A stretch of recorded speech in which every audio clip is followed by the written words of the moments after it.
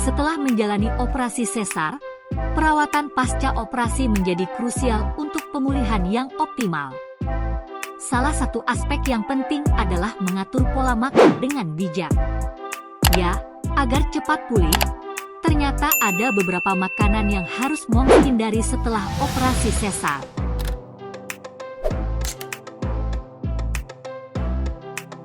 Inilah beberapa makanan yang sebaiknya dihindari setelah operasi sesar. 1. Makanan pedas dan berbumbu tinggi. Makanan pedas dan berbumbu tinggi dapat menyebabkan iritasi pada saluran pencernaan dan lambung.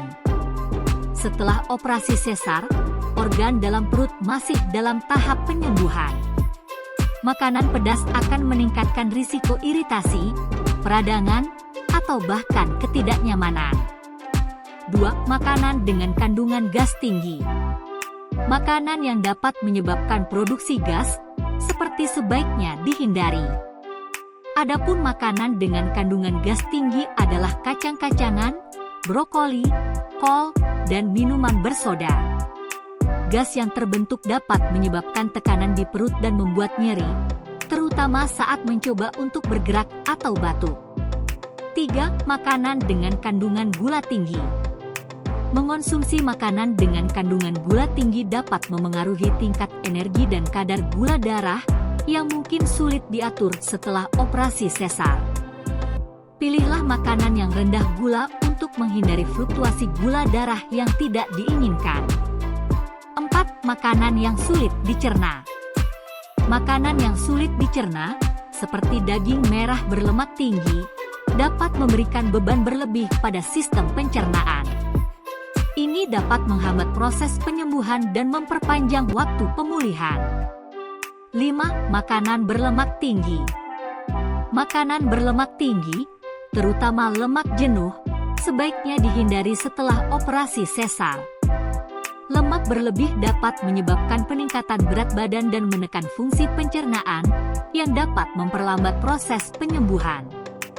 6. Makanan berserat tinggi yang kasar. Makanan berserat tinggi yang kasar dapat menyebabkan iritasi pada usus. Contohnya seperti roti gandum kasar atau sereal berbiji keras. Sebaiknya pilih sumber serat yang lebih lembut.